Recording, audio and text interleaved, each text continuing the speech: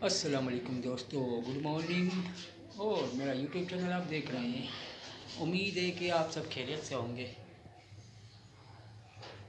मैं अभी उठा हूँ, नाश्ता किया और मैं अपने अब्बू के कमरे में आया हूँ। देखिए, और ये मेरे वालिद साहब की तस्वीर है। बाप वो अजीम हस्ती है जिसके पसीने की एक बूंद की कीमत भी औलाद अदा नहीं कर सकती।